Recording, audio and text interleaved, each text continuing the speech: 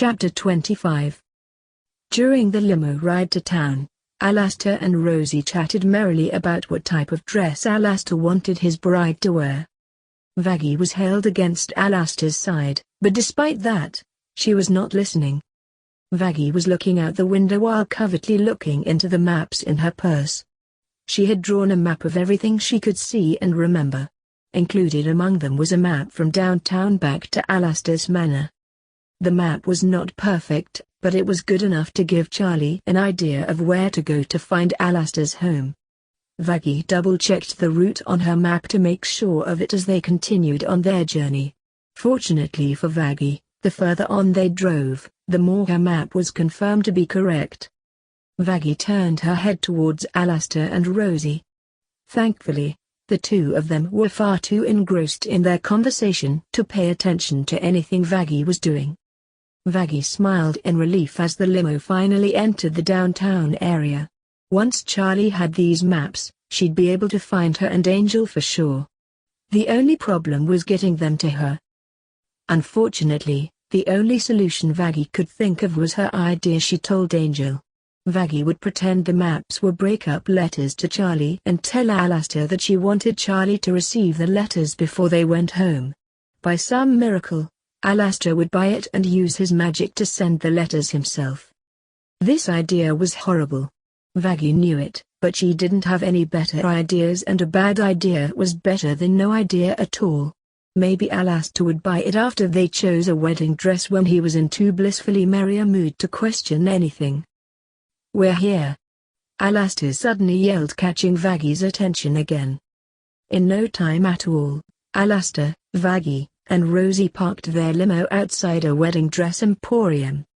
From the design, Vaggie could tell that it was another store Rosie owned, except it was much bigger.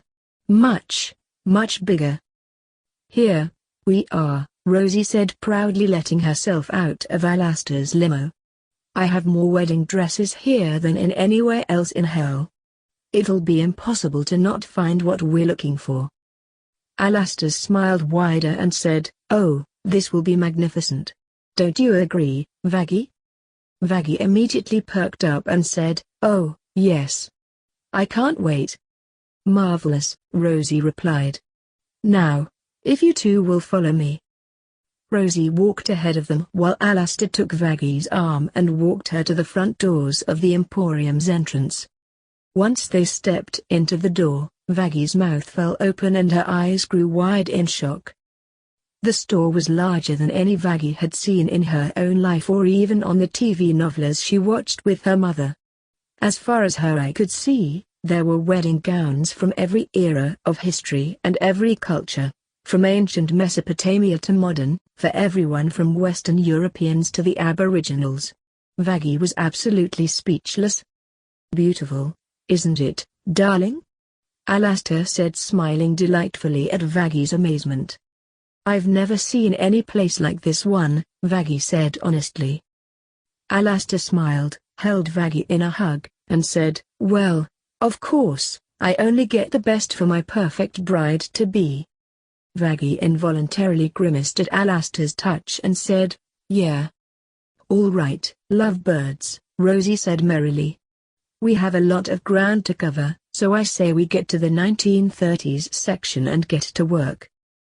"Right, you are, Rosie," Alastor said, letting go of Vaggie. "And since we have so much ground to cover, I say the three of us should split up to look for the perfect dress." Vaggie froze in shock. Rosie's face fell nervously for a moment, but she quickly regained her composure and replied, "Alastor, this store is quite large. Vaggie might get lost in a store this big. I don't think we should." "Oh, Rosie, you worry too much," Alastor interrupted with a chuckle. "We'll all be in the same part of the store. There's no way Vaggie could get lost. Even if she does, she can ask one of your many employees for help. Besides, Vaggie has behaved so well. I think she has earned a little space for herself. Don't you think?" Vaggie could not believe what she was hearing. Apparently, neither could Rosie. Rosie walked closer to Alastor as Vaggie stood meekly to the side and pretended not to listen. In a low voice that she thought Vaggie couldn't hear, Rosie said, "Alastor, normally, I'm not one to question your judgment, but now that we're here in public in a place where she could so easily run away, this would be just the perfect opportunity for her to." "Rosie," Alastor interrupted. "I know what I am doing. You need to trust me. Think of this as a test." Alastor looked over at Vaggie, clearly checking to see if she was listening in. Vaggie quickly turned away and pretended to be looking at a Baroque period dress hanging on a rack. The pair walked away and continued their conversation at a distance Vaggie couldn't listen in from. It was all Vaggie could do to stand still to not reveal the adrenaline running through her veins. This could be her chance, and Alastor and Rosie knew it. She'd have to find a way to outsmart the most cunning kingpins in all of hell. PSSSSSSSSTTTTTTTTT. A quiet whisper woke Vaggie from her thoughts. PSSSSSSSSTTTTTTT. The sound was coming from behind the rack, so Vaggie moved the clothes aside to see Nifty hiding behind them. "Hi, Vaggie," Nifty whispered. "Nifty," Vaggie said, checking over her shoulder just to see Alastor and Rosie still preoccupied with their discussion. "What are you doing here?" "Oh, wow, is that a long story?" Nifty said in her quick yet adorable voice. "Okay, not really. A few days ago, Charlie came home all sad and told us what happened and that Alastor had kidnapped you and Angel, and she was about to cry, so I made her some tea and she drank it and came up with a plan." "A plan?" Vaggie interrupted. "Ha," Nifty continued, happily snapping pictures of Vaggie on her phone. "Yes, Siri." Charlie stood up in her chair and said out loud that she would not give up until you and Angel were safe and sound, and that if her dad wouldn't help you then she'd find you herself if she had to search everywhere in hell. But she didn't know where to start, so she got up and started pacing the floor, and she paced and paced and paced for a super long time until she had an idea. She said that you and Alastor would have to visit a bridal gown shop at some point, so she said that we should all go out and look for you and then follow you home without Alastor seeing, so that we could come and save you. But Husk didn't want to come, even though Charlie begged and pleaded and begged, but Husk still kept saying no. So, Charlie told him he could stay in the hotel and watch over the building while she and I checked out every bridal shop in hell so we could find you. And now, I'm here and I need to call Charlie, so if you excuse me." "Wait," Vaggie interrupted, opening her purse and handing her the maps that she had made. "Give these to Charlie. These are maps I've made that will show her the way to Alastor's manor and help her navigate the house. Keep these in a safe place and get them to Charlie as soon as you can. Can you do that?" "Of course," Nifty said as she took the maps and stuck them in the pockets of her dress. "I'm always glad to help. Now, I just need to call Charlie and you'll be peachy keen." "You'd better go outside to make that call," Vaggie said. "Alastor will be back at any." "Did you see something you like, dear?" Alastor asked, interrupting Vaggie's thoughts. Vaggie turned round to look at him and then looked back at the rack where Nifty was standing, only to see that she had scuttled away. "Yes," Vaggie lied as she grabbed a random dress of the rack. "I really like this one. What do you think?" Vaggie held up a plain, white long-sleeved dress clearly meant for a 16th century English peasant's wedding. She internally facepalmed, but she kept up her smile and her composure. "Whatever drew you to these racks?" Alastor asked in disbelief. "It reminds me of my roots," Vaggie lied. "But, Vaggie, this dress is so plain and ugly," Alastor said in disgust, gently taking the dress and hanging it back on the rack. "It is too primitive looking for a divine beauty such as yourself. You are going to be a queen and we need to dress you like it." "If you think that's what's best, dear," Vaggie said as submissively as she could manage. "Dear?" Alastor said in surprise, holding his finger under Vaggie's chin. "That's the first time you've ever used an affectionate nickname with me." Vaggie gulped nervously and said, "Well, honey, we are getting married." Suddenly, Alastor pulled Vaggie into a tight hug, practically knocking the breath out of her. "Oh, sweetheart, you're finally warming up to me," Alastor said, rubbing Vaggie's back. "That makes me so nifty." Vaggie's heart sank into the floor as she heard Nifty reply, "Alastor?" Alastor let go of Vaggie and she slowly turned around to see Nifty frozen nervously trying to keep her composure. "Well, isn't this a surprise?" Vaggie said, pretending to be as shocked as Alastor was. But instead of responding, Alastor silently approached Nifty, who simply stood in place and smiled, not giving him any indication that anything was out of the ordinary, despite the fact that it clearly was. Vaggie's blood ran cold as Alastor leaned down to the little Cyclops's level with his unflappable smile, and asked, "My dear, whatever are you doing here?" Nifty looked at Vaggie, who looked back at her with pleading eyes.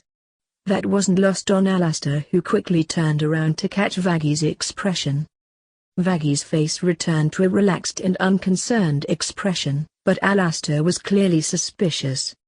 "Oh, man. You know how I like to sew?" Nifty began to ramble excitedly in an effort to ease the tension. "I was just looking at dresses for ideas." "Is that so, dear?" Alastor asked, putting a hand on Nifty's shoulder. "It sure is," Nifty replied happily. Alastor snapped back upwards, resumed his upbeat tone, and said, "Well, in that case, why don't you help me and Vaggie with our wedding dress shopping? You know that whatever dress we pick will likely need alterations, and I can think of no one better for doing those alterations but you. So, what do you say?" Nifty looked at Vaggie nervously and back to Alastor. "I would love to," Nifty said. "Yes, sorry.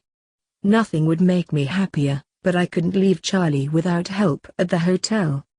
"Oh, don't worry your pretty little head about that, dearie," Alastor said merrily. "We'll have the alterations done as soon as we pick out the dress. With you and Rosie working together, you'll have the work done just in time for dinner. Charlie will hardly miss you." "Ah, I guess that's okay," Nifty said, saluting happily. "I'm ready for duty."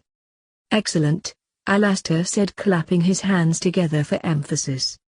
"Oh, Alastor," Rosie called out merrily, walking up to the couple with her assistant clad in black following behind her. "My assistant Sybil just brought me the most beautiful wedding dress that you two absolutely must see. Oh, hello there, Nifty." "Hi, Rosie," Nifty said with a wave. "Nifty was in the store looking for dress ideas, so I've enlisted her to help you alter the dress tonight," Alastor said in a completely genuine tone that didn't belie any suspicion on the surface. "Isn't that wonderful?" "Why yes, it is," Rosie replied with an understanding look. "Perfect timing, too. This dress is absolutely perfect." "Oh, goody," Alastor said excitedly. "Let us see it." Rosie stepped aside as the assistant held up one of the most beautiful wedding dresses Vaggie had ever seen in her entire life. The white dress had a bodice, skirt, and short train made of silk. The bodice stopped above the chest while long sleeves of lace embroidered with flowers covered the arms and shoulders and formed a collar at the neck and a bow in the back.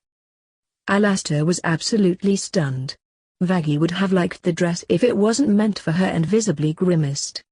"Rosie, the dress is absolutely gorgeous," Alastor exclaimed before turning to Nifty and Vaggie. "This is it.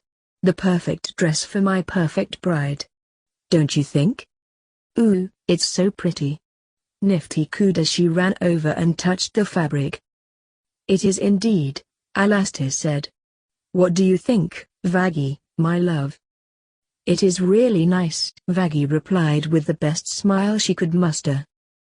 "Then, it's settled," Alastor said with a smile as he ushered Vaggie and Nifty towards Rosie and Sybil. "Rosie, why don't you and Nifty take Vaggie to the dressing room to get the dress taken care of? I'll wait out here. It's bad luck to see a bride in her gown before the wedding after all." "Of course, Alastor," Rosie said, carrying the dress with Vaggie and Nifty following behind her. Vaggie looked at Nifty nervously. Nifty simply flashed a nervous smile as they followed Rosie into the dressing area. I'm glad you enjoyed that video slash gameplay. Just remember to hit that like button, subscribe to the channel, and leave a comment down below. Until next time, goodbye!